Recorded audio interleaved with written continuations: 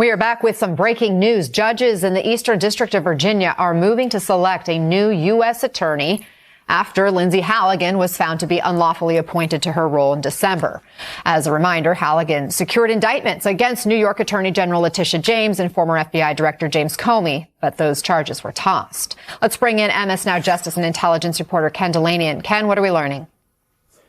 Good morning, Anna. Yeah, that's right. This is an order that was issued today, essentially soliciting expressions of interest from lawyers who may want to be the new U.S. attorney in the Eastern District of Virginia. And what's interesting about this order is that, as you said, a judge has already ruled that Lindsey Halligan is not qualified to be the U.S. attorney, but the Justice Department disagrees with that, and they are continuing to call her the interim U.S. attorney. What this order says is, even if the DOJ is right about that, her new appointment would expire on January 20th. That's the 120 days allowed in the federal vacancies. Hey everyone, Dr. John here. Welcome to the podcast. So what just happened, guys? Behind the headlines about immigration and trade, something far more calculated was taking shape inside the DOJ. A systematic purge of anyone unwilling to pledge personal loyalty, not to the Constitution, not to the institution, but to one man's vendetta. And it's no longer operating in the shadows. Her name is Lindsey Halligan. She's not a household name. Law. And so what they're saying is, as of January 20th, there will be no U.S. attorney, no matter what the DOJ says, and they are looking to appoint someone. Now, of course, if they appoint someone within the Justice Department, Pam Bondi, the Attorney General, could just fire that person. And so chances are they may seek to try to appoint someone from outside the Justice Department, and it's going to set up a really interesting clash. What will the DOJ do? Will they lock that person out of the office? Because the DOJ and Pam Bondi are continuing to take the position that nothing these judges say matters. Lindsey Halligan is qualified, and she can remain the U.S. attorney, and she's signing documents suggesting she's the U.S. attorney. And in fact, a federal judge a few days ago issued an order asking the DOJ to explain why she's still doing that. So it's a real clash here between the judges in Virginia and the Justice Department, and it'll be interesting to see how it plays out. Yeah, we'll be watching to see if Halligan exits stage right from the office, too, given that January 20th deadline. Ken Delanian, thanks. She's never run for office. She hasn't spent decades rising through the ranks of federal law enforcement. And yet, she might just be the most dangerous person in American government right now. Not because she's some criminal mastermind or diabolical genius pulling strings from the shadows. No, what makes Halligan so dangerous is far more unsettling. She's a true believer who was handed the keys to one of the most formidable prosecutorial machines on the planet.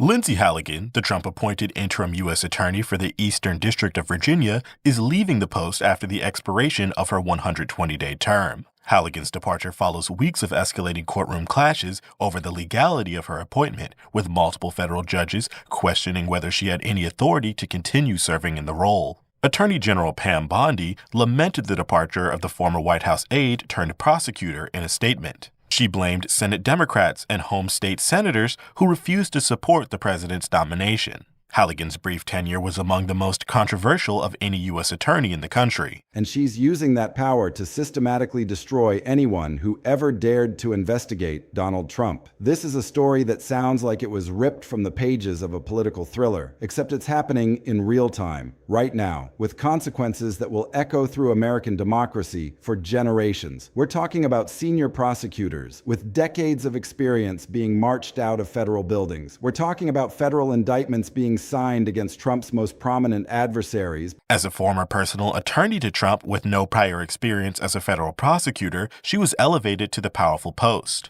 She pursued criminal charges against Trump adversaries, former FBI Director James Comey and New York Attorney General Letitia James. The criminal indictments were dismissed after a judge ruled Halligan had been illegally appointed and lacked the authority to bring the charges. While the Attorney General may appoint an interim prosecutor for 120 days, federal judges are empowered to select a replacement once that period expires. The Trump administration has attempted to challenge that rule in federal court, but has sustained setbacks on appeal. By a woman who just months earlier was defending Trump in court. We're talking about a Justice Department being hollowed out and rebuilt as a personal instrument of retribution. The sheer audacity of what's happening would be almost impossible to believe if the evidence wasn't mounting by the day. Career officials who dedicated their entire professional lives to the pursuit of justice, people who served under Republican and Democratic administrations alike, People who took an oath to the Constitution, not to any individual president, are being shown the door. Their crime? They refused to prosecute cases they believed were legally indefensible. They looked at evidence packages being handed down from Trump's inner circle and said the words that apparently are now forbidden in the Trump Justice Department. This isn't enough. This won't hold up in court. This appears to be politically motivated.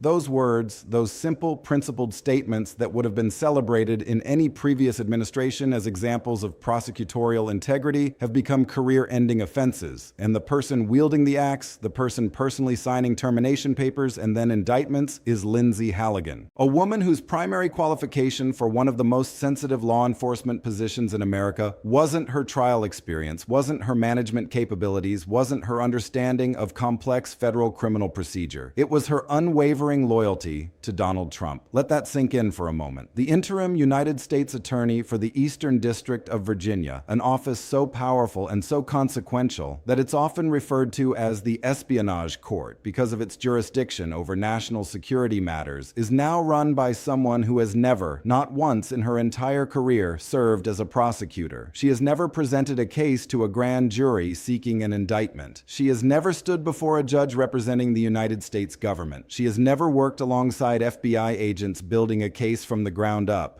Her entire professional identity was built on the opposite side of the courtroom, defending clients against the very institution she now controls. This is like handing the controls of a commercial airliner to someone who's only ever been a passenger. It's like making someone who's spent their whole career fighting fires suddenly the chief arson investigator. The skills don't translate. The mindset is completely different. The ethical framework operates on an entirely separate axis. And yet here she is, running an office that handles some of the most sensitive cases in the entire federal system. Cases involving espionage, terrorism, cyber warfare, and public corruption at the highest levels. And what's truly jaw-dropping, what should keep every American awake at night regardless of their political affiliation, is what she's doing with that power. Within days of her installation, she began clearing house. Veteran prosecutors who had been with the Department of Justice for years, people who had successfully prosecuted mob bosses and international drug traffickers and foreign spies, were suddenly deemed insufficiently loyal, not insufficiently competent, mind you, not insufficiently hardworking, insufficiently loyal to the agenda of one man. The names on Trump's Retribution list have been an open secret for years. He's talked about them at rallies. He's raged about them on social media. He's done interviews where he's explicitly stated his desire to see certain people prosecuted. James Comey, the former FBI director who opened the investigation into Trump's ties to Russia. Letitia James,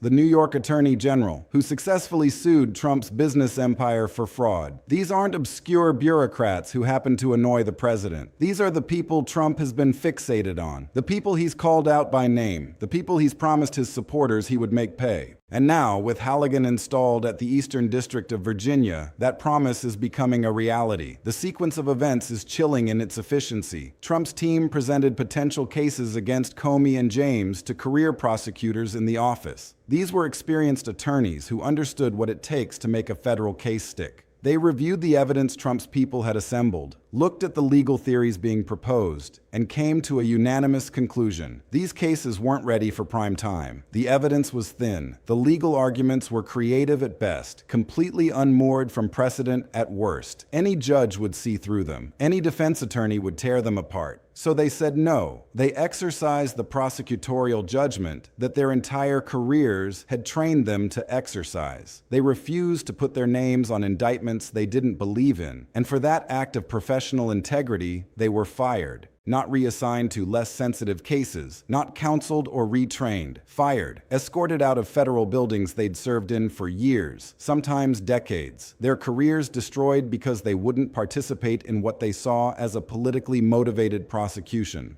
And then the truly terrifying part happened. After removing the prosecutors who had the integrity to say no, Halligan took over the cases herself. She reviewed the evidence, or at least claimed to review it, and then she personally signed the indictments. Her signature is now on documents charging Letitia James, the sitting Attorney General of New York, with federal crimes. The exact nature of the charges remains somewhat opaque, but sources close to the investigation indicate they revolve around allegations of abuse of power and misuse of official resources for political purposes. The irony is so thick you could cut it with a knife. Two other senior prosecutors in the office, Beth Usey and Kristen Bird, met similar fates. These were not junior associates fresh out of law school who could be easily intimidated. They were seasoned professionals who had handled major federal cases. They reportedly pushed back hard against the Comey indictment in particular, arguing that the evidence simply wasn't there, that pursuing charges against the former FBI director would be seen correctly as political retaliation. And then, in a move straight out of an authoritarian playbook, Halligan accused them of leaking to the press. She claimed they were the sources for unflattering stories about the pressure campaign coming from Trump's team, about the firings, about the political litmus tests being applied to career employees. And for that alleged transgression, they too were terminated. The chilling effect this sends through the entire Department of Justice cannot be overstated. Every career prosecutor still in their job is now watching this unfold and asking themselves a terrifying question. If I say no to something I don't believe in, will I be next? How long before my integrity becomes a liability? How long before my refusal to be a political pawn gets me labeled a leaker and shown the door? The message Halligan and Trump are sending couldn't be clearer. Fall in line or get out. Your experience doesn't matter. Your track record doesn't matter. Your commitment to the rule of law doesn't matter. The only thing that matters is your willingness to do what the president wants. But here's where this story takes a turn that could bring the entire Retribution campaign crashing down. Because while Halligan has been busy purging the DOJ of anyone who won't pledge loyalty, lawyers for Trump's targets have been preparing a counterattack that could invalidate everything she's done. And the legal argument they're making isn't some creative stretch or Hail Mary pass. It's rooted in the basic mechanics of how United States attorneys are supposed to be appointed under federal law. The Constitution is pretty clear about how this is supposed to work. The president nominates someone for a position like United States Attorney, and then the Senate provides advice and consent through confirmation hearings and a vote. This isn't optional. It's not a suggestion. It's the constitutional framework designed to prevent exactly the kind of situation we're now witnessing. The founders understood that giving any single person unlimited power to appoint law enforcement officials was a recipe for abuse. So they built in checks and balances that require the Senate, the body representing the states, and the people to sign off on these critical appointments. Trump, however, didn't go through the Senate with Halligan. He used a different mechanism entirely, something called the Federal Vacancies Reform Act. This law allows a president to temporarily fill certain positions without going through the full confirmation process, but it comes with significant restrictions. The interim appointee can only serve for a limited period of time, typically around 210 days. More importantly, the person being installed has to meet specific qualification requirements. They need to have already served in the relevant agency for a certain period, or they need to have been confirmed by the Senate for a different position, or they need to satisfy other criteria spelled out in the statute. Comey's legal team and the legal teams for other targets of Halligan's office are arguing that she doesn't meet any of these qualifications. They're contending that Trump violated the plain text of the Federal Vacancies Reform Act when he installed her as interim United States Attorney. She hadn't worked in the Department of Justice previously. She hadn't been confirmed by the Senate for anything. She was, for all intents and purposes, a private defense attorney with no government experience who was suddenly placed in charge of one of the most important prosecutorial offices in the nation. If a federal judge agrees with this argument, the consequences would be immediate and devastating for Trump's entire Retribution project. Every single action Halligan has taken as United States Attorney could be declared void. Every indictment she signed, including the ones against Letitia James and James Comey, could be thrown out. Every personnel decision she made, every prosecutor she fired could be reversed. The entire edifice of her brief but tumultuous tenure could collapse overnight. And this isn't just wishful thinking from Trump's opponents. Serious legal scholars, including those with no partisan axe to grind, are looking at the situation and expressing genuine concern about the legality of Halligan's appointment. The Brennan Center for Justice, a widely respected nonpartisan legal institute, has published analysis suggesting that the Halligan situation represents a fundamental threat to the independence of federal law enforcement. Former United States attorneys from both Republican and Democratic administrations have spoken out, some publicly, some privately, expressing alarm at what they're seeing. The stakes of this legal challenge extend far beyond the fates of James Comey and Letitia James. If Halligan's appointment is struck down, it would mean that every other case her office is handling, including cases that have nothing whatsoever to do with Trump's political enemies, could be thrown into chaos. Drug trafficking prosecutions, national security cases, complex financial fraud investigations, all of it could be compromised because the person overseeing the office wasn't legally there. Defense attorneys for defendants in completely unrelated cases are already preparing motions challenging the validity of indictments signed by Halligan or by prosecutors working under her authority. This creates a legal disaster scenario that could tie up the Eastern District of Virginia for years. Cases that should be straightforward could get bogged down in procedural challenges. Convictions could be appealed on the grounds that the office bringing the charges wasn't properly constituted. The collateral damage to the administration of justice could be staggering, all because one president decided that loyalty mattered more than legality. Meanwhile, inside the Department of Justice itself, the atmosphere has been described by current and former employees as nothing short of apocalyptic. Morale has cratered to depths that career officials say they've never witnessed. People who have spent their entire adult lives serving the cause of federal law enforcement are updating their resumes and calling headhunters. Retirement-eligible prosecutors are accelerating their departure plans. Younger attorneys who dreamed of careers in public service are questioning whether the institution they joined still exists in any recognizable form. There are reports, corroborated by multiple sources, of tense meetings where prosecutors have openly asked their superiors whether they're now expected to simply follow orders from the White House, even if those orders conflict with their ethical obligations. The response, according to those present, has been a deafening silence or carefully worded non-answers that do nothing to reassure. The old norms, the understandings that had governed the Department of Justice for generations, that prosecutors pursue justice without fear or favor, that the president doesn't direct individual prosecutions, that political considerations have no place in charging decisions, all of it has been swept away in a matter of weeks. What makes this moment particularly alarming, what elevates it from concerning to genuinely frightening, is the timing. All of this is happening with the 2026 midterm elections looming on the horizon. Congress is up for grabs. Control of the House and Senate will be decided in a matter of months. And right now, the Department of Justice under Halligan's leadership is actively prosecuting prominent Democrats and Trump critics. Think about what that means. The sitting Attorney General of New York, one of the most prominent Democratic office holders in the country, is under federal indictment. Every time she tries to do her job,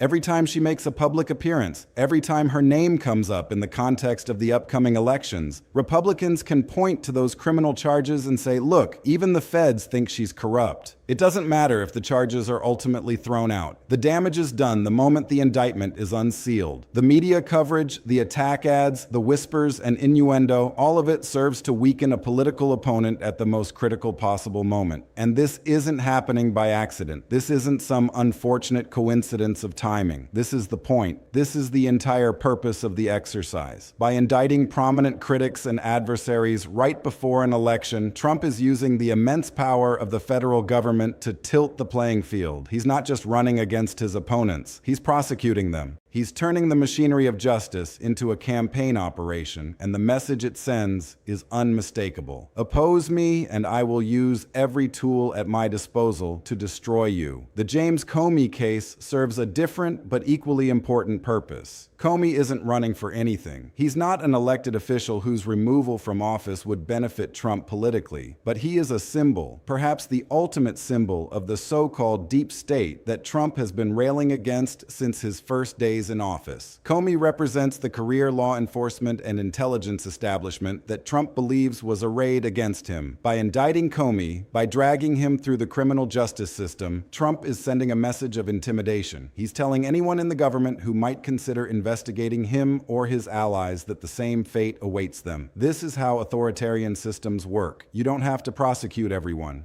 You just have to make everyone afraid that they could be next. You make examples of the most prominent critics, and you trust that the fear will do the rest. Career officials will think twice before opening investigations. Whistleblowers will stay silent. Leakers will keep their heads down. The machinery of accountability grinds to a halt, not because anyone explicitly ordered it to stop, but because the personal cost of doing the right thing has become too high. The Lindsey Halligan situation encapsulates all of these disturbing trends in a single, almost perfectly formed case study. A loyalist with no relevant experience is placed in a position of immense power. She immediately begins purging anyone who shows insufficient enthusiasm for the president's personal agenda. She personally signs indictments against the president's most hated enemies. And all of this is happening through an appointment process that may well be illegal, meaning the entire enterprise could be built on a foundation of sand. The legal challenges to her appointment are now working their way through the federal courts. Briefs are being filed, oral arguments are being scheduled. Judges who have spent their careers trying to stay above the political fray are being dragged into the center of a constitutional crisis. And the decisions they make in the coming weeks could determine not just the fate of a few high-profile defendants, but the fundamental character of American democracy. If the courts uphold Halligan's appointment, they will effectively be saying that the president can install whoever he wants in these critical law enforcement positions, Senate confirmation be damned. They'll be greenlighting the use of interim appointments to circumvent the constitutional checks and balances that have protected prosecutorial independence for more than 2 centuries. Future presidents, Democratic and Republican alike, will inherit this expanded power, and you can bet they'll use it. If the courts strike down her appointment, Trump's Retribution campaign suffers a potentially fatal blow. The indictments collapse. The purge of career prosecutors gets thrown into legal limbo, and a precedent is established that even the president has to follow the rules when it comes to appointing the people who wield federal prosecutorial power. The political fallout would be immense, and the practical consequences would ripple through every case Halligan has touched. What happens next is anyone's guess. The courts could rule quickly, or they could take months. Congress could get involved, holding hearings and demanding documents, though the current political dynamics make meaningful oversight uncertain. Public pressure could build to a point where even Trump loyalists start to question whether the costs of this approach outweigh the benefits. Or we could simply see an acceleration of the current trends, with more loyalists installed in more positions, more career officials purged, more indictments against more enemies. One thing is certain: Lindsey Halligan's name is now permanently etched into the story of American democracy. Whether she'll be remembered as a loyal foot soldier who helped a president settle scores, or as the central figure in a dark chapter that ultimately collapsed under the weight of its own illegality, remains to be seen. The courts are about to have their say, and what they decide will shape not just Halligan's legacy, but the legacy of an entire era. This is not a drill. This is not political theater or partisan exaggeration. This is the American justice system being systematically dismantled and reconstructed as an instrument of personal power. The people who dedicated their lives to the principle that no one is above the law are being shown the door. The people replacing them have one qualification and one qualification only: they will do whatever the president asks. The question now, the only question that really matters, is whether the institutions that are supposed to check this kind of power grab, the courts, Congress, the press, and ultimately the American people, are strong enough to stop it, or whether we've already crossed a line from which there is no easy return. The answer will determine what kind of country we leave to the generations that follow. Because here's the truth that everyone needs to understand. Regardless of what you think about Donald Trump personally, this isn't ultimately about him, it's about the principle. Once we accept that a president can use the Department of Justice to go after his political opponents, we've abandoned something fundamental about what America is supposed to be. And that door, once opened, cannot be easily closed. The next president will have the same power. The one after that too. And each time it happens, the norm against it gets weaker. The shock wears off a little faster. And we get a little closer to a system where justice isn't blind, but is instead for sale to whoever holds the White House. That's what's at stake in the legal battles about to unfold. That's what Lindsey Halligan's appointment represents. That's why this story matters far beyond the corridors of power in Washington. It's about the soul of the justice system and whether it can survive what's being done to it, and we're all about to find out the answer together.